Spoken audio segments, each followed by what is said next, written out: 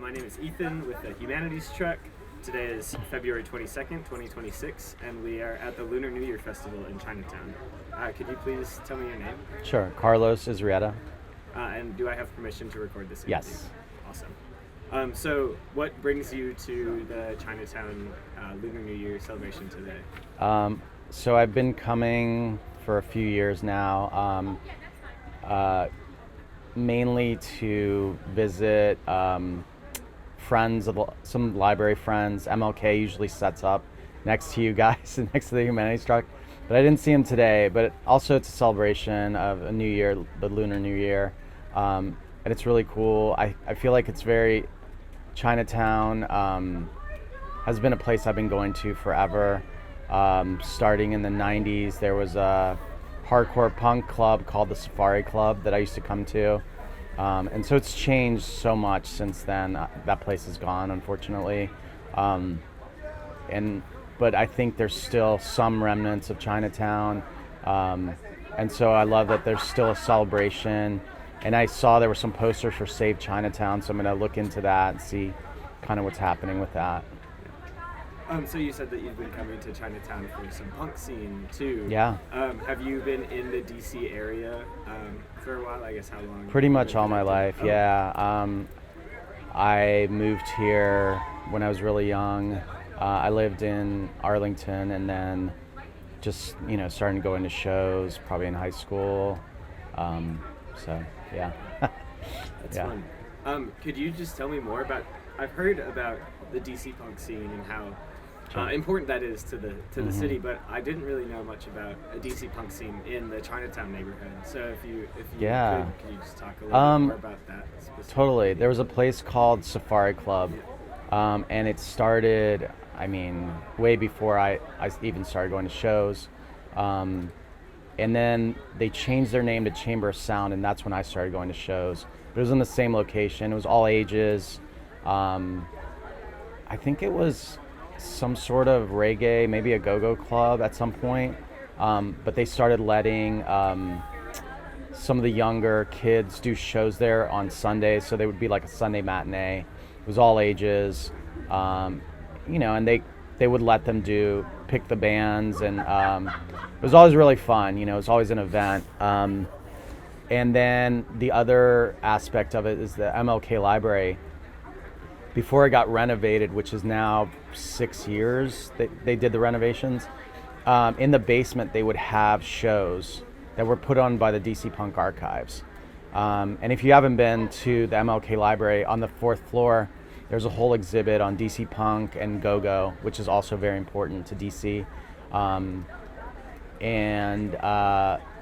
The DC Punk Archives is amazing because it has ephemera, like flyers, shirts, records, videos of shows, and they get a lot of researchers, but just anybody can go. So if you wanted to be like, oh, what show happened in 1985 in DC, or if you wanted to look up like the Last Minor Threat show, which is a very iconic band from DC that started the straight edge movement. You could go in there and take a look at a flyer, or you could also see, look at some of the records. So MLK has been a huge part of that as well. And they started having shows at least 12 years ago in the basement of the MLK Library. And all those shows were free. They were all ages. So I think it really came at a time when, especially like young kids, maybe they can't get into like certain clubs because they were 21 plus or 18 plus, but they could at least metro down, see the show. And I've met some of them who have started bands, after going to some of these shows, or done a zine or something like that. So I think there's also, I think there was another club, maybe the Atlantis, which was before that. And then it became the Old 930 Club before it got moved to U Street. So there's been a good like punk presence in the area. So yeah. Very cool. Yeah. Do you think that there was anything particular about Chinatown and like the punk scene that brought them together? Well, I think from going to shows, for so long, I noticed that a lot of the punk and hardcore shows were usually at places that there was not a lot of like police presence or like neighbors, and it was not necessarily an abandoned area, but it was sort of like areas that maybe were not as monitored as heavily. I'm not exactly sure of the exact history of Chinatown, but I know there was obviously some issues like after MLK died. Some buildings got burned down and maybe didn't get restored. And so I think for me, a lot of times with the punk shows, they do happen in places that maybe are not as nice as maybe like where the 930 Club is or the Anthem is at the Wharf, and it's like, this beautiful space. And back then it was just, not the safest place, but I think it just felt unsafe because there weren't a lot of people around. But not that it didn't feel like I didn't feel like endangered by the neighbors or anything like that. But it was just more like just very desolate. And this was before, like, now when you come to Chinatown or even the general area, it's been built up with a lot of, there's the Capital One Arena, there's all these restaurants around it. And that didn't exist before. So what are your hopes for Chinatown for the future? Maybe say 5 or 10 years in the future. I wish that it could be restored to maybe what it was before, and I don't know exactly what that plan would be, but I would hope that like it could bring some sort of like affordable housing.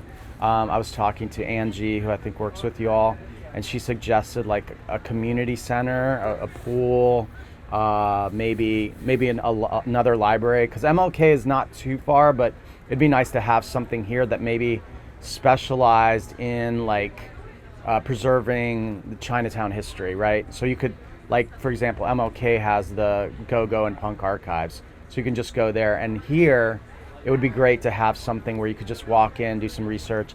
I know there's the DC History Conference folks are not too far, but they kind of cover everything. But it'd be nice to have something in Chinatown, of course, affordable housing, and then maybe just give incentives to people to start, maybe come back, maybe, because I've noticed with some of the restaurants, when the rent goes up, they move to the suburbs.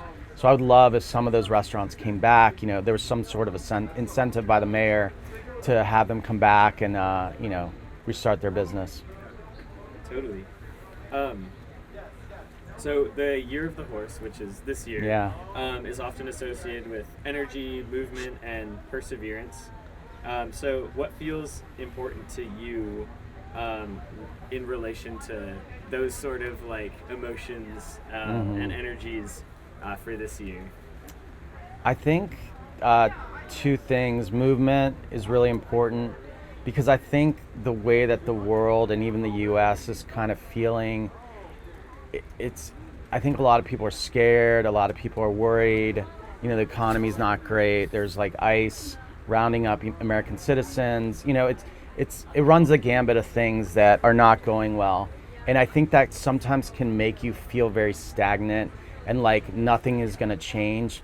But the thing is, you can change your community and then go out from there, right? So you can at least do one thing in your community, whether it's like, starting like a free meal program or like reading to kids or teaching someone a language. There's small things you can do, helping your neighbors shovel their driveway, whatever it is, do some sort of movement to help other people. And then the other thing is perseverance, and just to go back to the way that things are going, it does feel hopeless sometimes. But the thing is, it's not gonna last. We can persevere.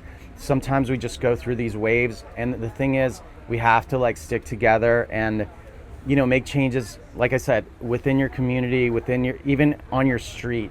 If you can do something to make things better for other people, give it a shot. It's not that hard and doesn't take a lot of time, even if it's just one small thing. Totally. Yeah. Okay, so that's all of the questions Cool. that I have on this Thanks, list. Ethan. But if there's anything that I didn't ask that you wanted to talk about right at the end of this interview, this is your time to do it. Well, I would say one, get a library card. Really important. Support your public library. There's also an organization that I work with called the Friends of the Library.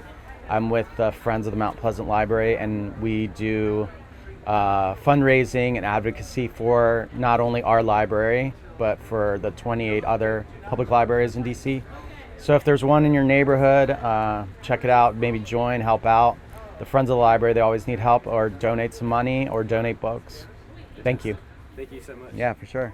Anytime.